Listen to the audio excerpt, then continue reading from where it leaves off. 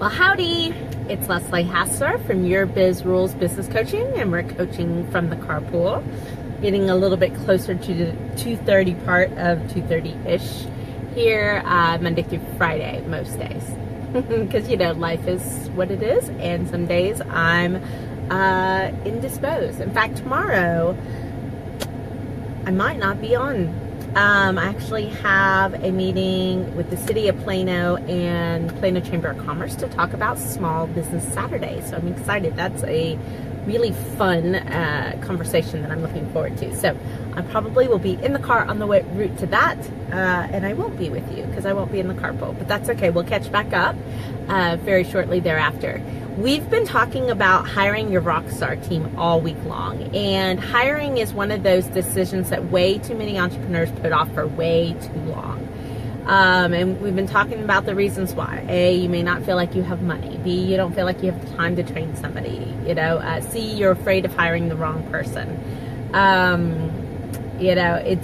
always hear these voices in the back of my head when I'm talking with you guys, because I can hear all the reasons and excuses and things that business owners say to themselves to validate whatever decision they've made. And I always get the chuckle when I hear, "But I've tried that before and it didn't work." Well, I don't know about you, but I'm not perfect. And oftentimes the first thing I try doesn't work. In fact, it was so funny. My mastermind group was challenging me on a call last month, and they go, "Leslie, we love coaching from the carpool. Come up with something like that for us." And I was like, well, I don't know if you believe me or not, but this has been 4 years in the making. I've held 2 podcast shows under 2 different titles, plus a blab show, plus I've written content on my website for 4 years before coaching from the carpool.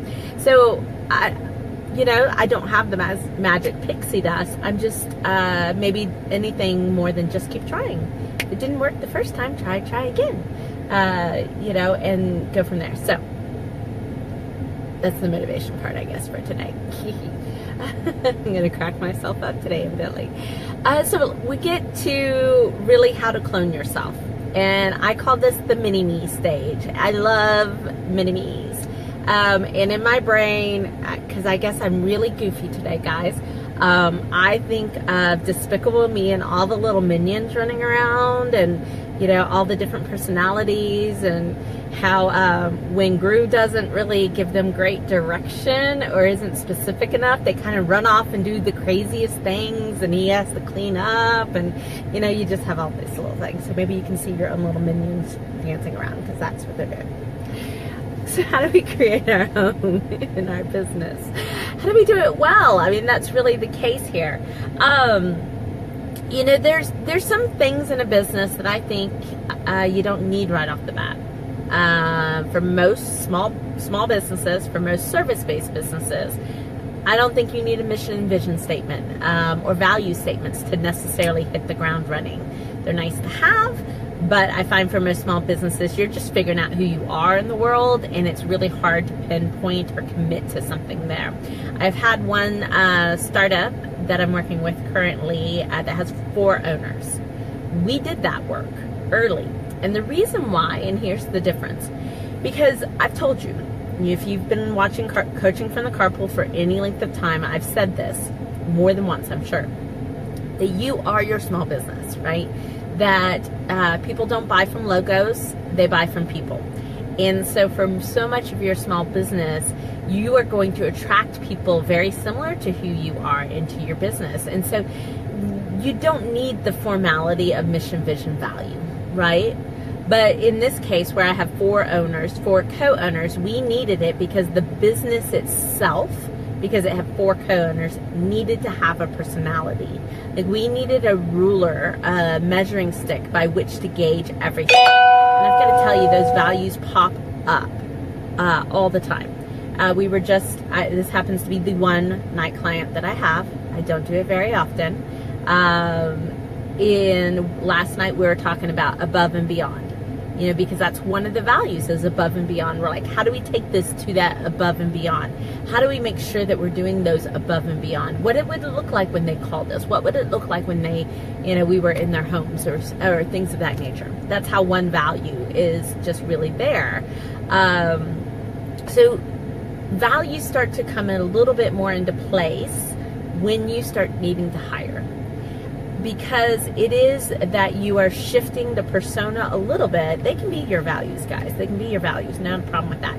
But you're shifting a little bit out of the self and into the entity, into the business, and creating a persona for the business. And so things like mission and values, value statements really work well. I found a resource online from, I believe it was Threads, of 500 values and I just went through it myself for my own business, because we're going ahead and we're doing artwork and things for the book, and I needed to get that very solidified so that we could put it out there, so everything was consistent in what those values were. And I love this tool, and if you just type in values on this, I will send you the URL and you can download it, and so that you've got that as first values. But getting a persona and creating this persona for the business is kind of key, because a lot of people, money is part of it, right? And for you, money is part of being in business, but it's not the end all be all. And when you come into engaging and attracting employees, values matter, right? A lot of times the quality people that you want to have in your business will be more attached to the values of the business. It's if you think of it, you're almost doing your own personal cause and doing that culture creation that has to start happening when you hire in employees. So it doesn't have to be complicated, doesn't have to be set in stone. It just needs to be good enough for today so that you can take this next step in hiring. So get your values down on paper. So if you want that values link resource that I have, I'll put it back up probably tomorrow and do that. So just type values down at the below. So that's number one, right? Create a persona for the business, something that your employees can fall in love with and take care of, and really have a cause, if you will, and get passionate about why they work for you.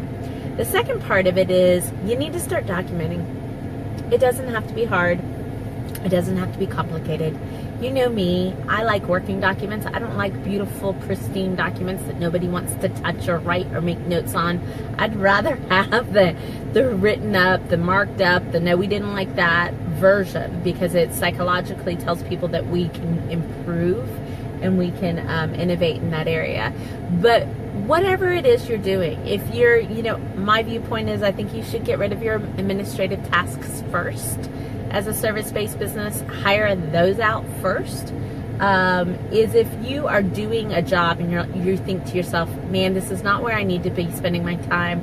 I wish that I was marketing and finding more clients. I wish that I was working on client work, but this is something I have to do. Take the time to actually document what you're doing as you do it. It's the easiest way to create a system or a process in your small business. It's just to document while you do.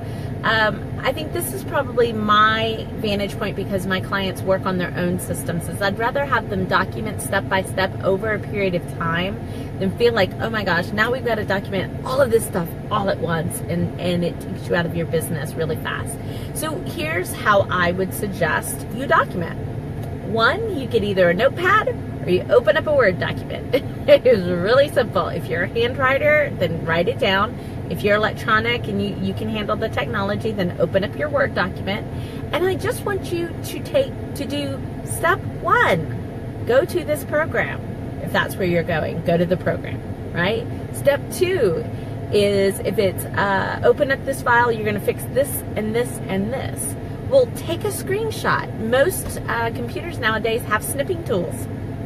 If your computer doesn't have a snipping tool, download one. I mean, it's so simple. It's free. I have one of mine, and I think it came with the computer. And I know Macs do it really easy, and PCs can do it too, so you have no excuse. Done. Right? And so it basically takes a picture, if you will. It allows you to crop, you select, window select, whatever it is you want to do, little Vogue moment. And you're going to get a copy of it. And you copy that and you put it in the Word document. You can highlight in the snipping tool. So sometimes I'll highlight what I want them to, or I'll just circle with the yellow marker in the program. Not even pretty, guys. Doesn't have to be gorgeous. And just call attention to what it is that I want them to do. And then I write it in a little direction. And then I go do it, and I come back to the next step and do this. So this is a very hands-on, it's a very in real life way to document your system or your process. The easiest way to have clones in your business to do the work to the level that you want it done, to do it to the specificity of how you like to see things, what it should look like, how quickly it should be done, all of those elements that really kind of make up who you are, you've got to document it. Because imagine if you had this document and you had day one where you have a brand new employee that's coming on, and this is one of the first tasks you want them to take off your plate, is doing a little bit of training with it. You got to do a little training, guys. You can't just abdicate. And then giving them the process and saying, here it is. I want you to follow it. Make notes. Tell me what doesn't make sense. Tell me what I verbally told you, but I didn't write down on this sheet, and let's make this better together. Hands down, if you've got somebody that can think, one of my key requirements in employees, then you're going to have somebody that's going to be able to handle that. So don't worry about making it complicated. Just start. It's systems and processes are definitely what I would put in the established business phase, like prime time goal in there, so that you are able to expand. But you can start in the startup phase. You can start no matter what day of the week it is. You can start no matter what you're doing, when you're doing, or how you're doing it. I just want you to start sooner rather than later. You'll be thanking yourself. And then print these things out, guys. Put them in a binder. If you have a file system in your computer or on Dropbox, put it there. Make it so everybody can find the systems. If you're going to require people to actually do the system and follow the process, you got to make it really stupid simple to actually access, to be able to do it. Once you get that employee on board, then it's just a little bit of management to teach them to go to the process. One of the reasons I hear people don't want to hire is because I don't have time to train, I don't have time to manage. Well, it is part and parcel. You'll have to do some management of these people. It can't just, they can't walk in, read your mind, and automatically know what to do, and then walk out and give you exactly what you want. I haven't seen a situation where that happens. So you're going to have to put some time in, make some allowances, make some room in your schedule so that you actually can do this. But train in a way that you're virtually training once or twice, and then you're done. You're transitioning out. So once you've actually done some training and showed people what you want them to do, you've documented your systems and processes, you've reviewed it with them, you've even walked it through with them, you've allowed them to do it. The next few times, if there's questions on how to do something, train them to go to the system. Train them. You're like, great question. Have you had a chance to look that up in our operationals manager manual? And they can go, no. And you're like, fabulous. Why don't you take a look at it there now? And then let me know if you have any questions. Or you can even say, how did you go find it? Do it once. Let me know how it worked out for you. Right? You're training people to be self-reliant, which is a really big part of, I think, being a good leader, being a good manager in your business, and being a good entrepreneur. So guys, that's it. Our 15 minutes of fame are now over and done. Won't be here with you tomorrow. Like I said, I've got a meeting with the City of Plano and the Plano Chamber of Commerce about Small Business Saturday, which is coming up in November, by the way. I'm really excited about that. So we'll be chatting with you, but be back here probably on Friday. And until then, I hope you're having a great week. Reminder, Coaching from the Carpool is going to be moving to the business page. So I will post the link here as soon as I'm done recording. It's a short link of yourbizrules.com/FB for Facebook. We'll take you to it. Go ahead and like it, because I will actually be starting within the next week or so to broadcast from that page, so that we can let you know what time we're going to be online, and we can share it a little bit better, and really make sure that everybody that needs to see this is seeing it. So that's it for today, guys. If you have any questions, by all means, please let me know below. I'll be happy to chat it up and answer your questions. Plus, it'll make it a little bit easier for me to determine what we'll talk about in the upcoming weeks. All right, that's it. I'm Leslie Hassler with Your Biz Rules Business Coaching, and this has been Coaching from the Carpool. Have a great day.